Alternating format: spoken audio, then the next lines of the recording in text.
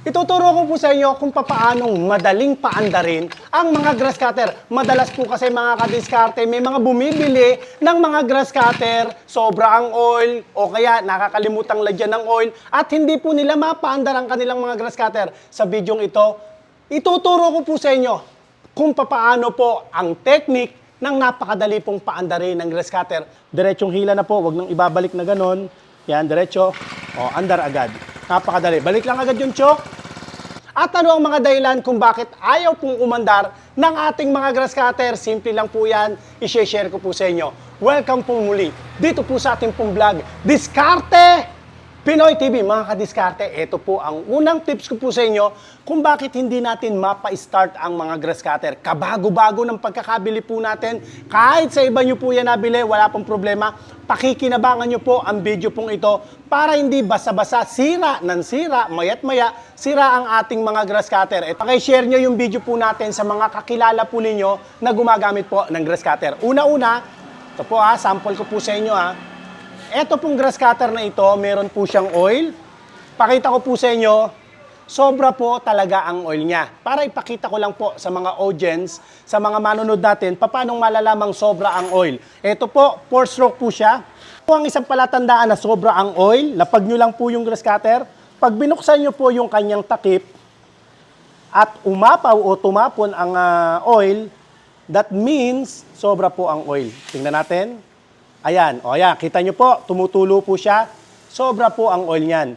Ang gagawin po natin, bayaan nyo lang po tumapon. O kung gusto nyo, sahurin nyo po para hindi sayang. Pero ito, intended po nating ginawa na sobra ang oil para lang po ipakita ko po sa inyo. So lahat po ng tatapon o tutulo ngayon, yan po ang pinakasobra pong oil. Kasi ang tamang paglalagay po ng oil, dapat hanggang dito lang po siya, sa lower lip. Yan po, hanggang dito lang po siya. Yan Yan dito po mga kadiskarte. Ang nagiging dahilan po niyan, pagka sobra po ang oil, mausok, mapaandar mo man po siya, pero mausok po ang grass cutter. Ito po kasi 4-stroke siya, most probably dapat wala po siyang usok. Pero pag sobra ang usok, napaka-usok, sobra po ang oil niyan. O kaya hindi nyo po siya mapaandar. Ayan, okay? So ayan, hanggang lip na po niya, lower lip, pwede nyo po yan takpan. Okay? Try natin. Start natin, Okay. Choke. Siguraduhin nyo lang pong naka-choke. Madalas, nakakalimutan po nating gumamit po ng choke. Hila tayo ng hila. Hila ng hila. Hindi pala naka-choke. Tandaan nyo, may choke po yan. Meron din po yung bulb. Ito po. Pinepress po yan para, kumbaga, pasalubong. Yan, yung gasolina, para umakit yung gasolina. So, nagawa na natin yan. At huwag nyo rin pong kakalimutan, dapat i-on.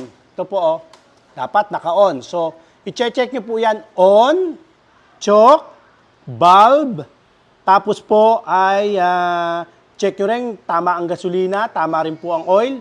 Try nga natin, start. Okay? Ang paghawak po ng tali, dapat ganyan po ang hawak, huwag na kaganyan.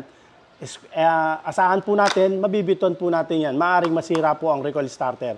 Hawakan mabuti, pakagatin lang po yung tali. Pagka kumagat na or matigas na, diretsong hila na po, wag nang ibabalik na ganon. Yan, diretso. Andar agad. Napakadali. Balik lang agad yung choke. Yun. Tingnan nyo po, wala po siyang usok. Yan. Okay. Mga kadiskarte, huwag nyo pong kakalimutan lagyan ng oil Pagka bago po, mga 3 oras po na tumatakbo, change oil na po. Pero pagka po, yun po yung first change oil natin. Pero yung susunod na change oil na po natin, every 10 hours na po siya. Konti lang naman po ang oil po niyan. Konti lang ang oil niyan. Sana po may natutunan po kayo dito po sa ating pong munting tutorial. Pwede po kayong mag-comment dyan po sa baba. Lalo na po yung mga eksperyensado na po sa mga grass cutter. Pakishare nyo naman po yung inyong mga ideas at mga karanasan po ninyo.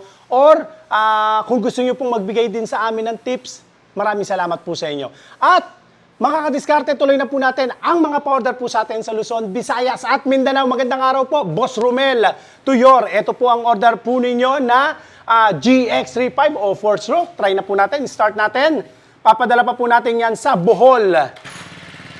Yan, thank you po, thank you, thank you. Sa Diskarte Pinoy TV, bago po namin ipa-deliver ang order po ninyo, tinetesting po muna natin para makatiyak po kayong walang factory defect ang unit na inyong mabibili sa amin. At sa amin po, ang kasayaan po namin yung makita naming satisfied ang customer po namin.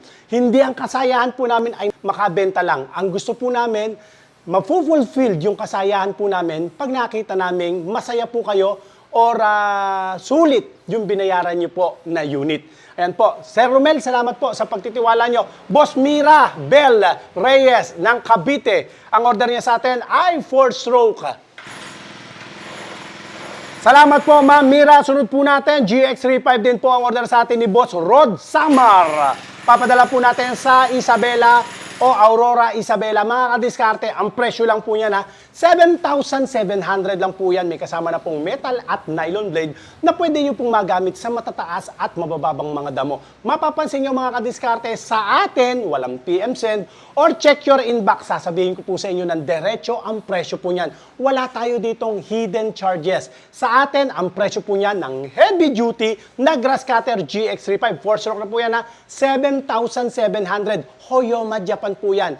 Pang matataas at gayon din sa mabababang mga damo. Ang grass cutter po rito mga kadiskarte, hindi ito pipitsugin dahil ginagamit po ito sa malalaking mga farm at syempre kahit maghapon po yan gamitin. Ayan na, sinasabi ko po sa inyo ng diretso, kahit maghapon pong gamitin ang grass cutter na mabibili nyo po rito. Kasi naman napakatibay po niyan. Basta tama lang po ang paggamit at tama lang po ang oil sa maghapong pag-grass cutter natin, hindi po kayo susukuan ng Hoyoma Japan. Salamat po, Boss Rod. Sunod po natin si Manolito de Los Santos. Umorder po siya sa atin. Papadala natin sa Camarines Norte. Ang order niya po sa atin ay 2-stroke o CG411. Ang presyo lang niya na, imagine niyo, 5,400 lang. 5,400 lang may kasama ng metal tsaka nylon blade. Sunod po natin, Hoyoma TD40, si Nelitz ng Antique. Ito po ang order po ninyo na Hoyoma Japan. Yan. At sinamahan po niya ang order niya ng flexible blade. May kasama na po yung metal at nylon blade. Pero ang in-order niya sa atin ay flexible blade. Ang flexible blade, yan po, tingnan nyo, napakaganda niyan. Extra blade po ito na para po pag tumama po sa matigas na bato, nagbe-bend po siya or na tumitiklo po siya dahil flexible blade po siya. Yan o. Yan ha, mga kadiskarte. At ang presyo po niyan,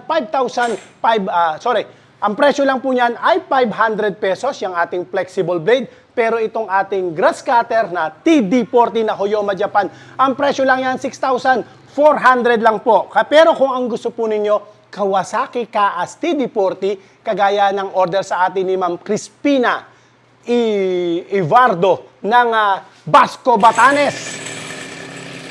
Ayan, Kawasaki KAS to. Pakita nga natin yung nakaukit yan. Nakaukit yung ating, yan po, oh. Nakaukit po yan. Kawasaki.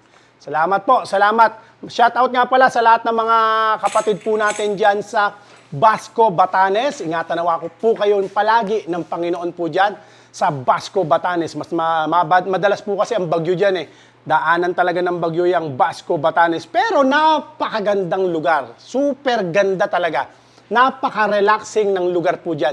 At dyan ka makakakita ng napakaraming mga tapat na tao dyan sa Basco, Batanes. Kaya saludo po tayo sa lahat ng mga taga Basco, Batanes. Shout out po sa inyong lahat. Sunod po natin si Rieka Samaniego ng Albay. Kawasaki KAS TD40 rin po ang order niya sa atin. Ang presyo lang po niya na 6,500 lang po yan. Kung mabibili nyo po yan sa iba ng 12,000 o mabibili nyo po siya sa iba ng 9,000 sa atin po, sa Diskarte Pinoy TV, 6,500 lang yan mga kadiskarte. Heavy duty na grass cutter na TD40. Salamat po. Sunod po natin, backpack na grass cutter. Ito po. Ito yung grass cutter na pinapasa naman po. Pinapasan yung grass cutter na ito. Ayan po. Ipapasan lang yung grass cutter na yan. So, palagay ko sa lugar nyo, kayo lang ang meron po niyan. Ayan. Testingin po natin, order ni Limchi Dean Miles. Ayan, 4-stroke po yan, 4-stroke. Okay. Natin, order po sa atin na Allen na trolley na grass cutter. Ito naman po yung grass cutter na may gulong. Pakita ko po sa inyo. order sa atin ni Ma'am Risa May Cabarloc. Testingin nga po natin yung kanyang order. Yan. Okay po, ayan, grass cutter po yan. Pero meron po siyang wheel para po kayong naka lawn mower po talaga diyan. Okay? Maraming salamat po sa lahat ng nag-avail sa araw na ito. At sa mga interesado po, paki-share niyo naman po ang ating video sa mga kakilala o mga kamag-anak niyo po na sa tingin niyo po nangangailangan po ng mga grass cutter at mga garden tools. Ingatan nawa po kayo ng Panginoon. God bless po.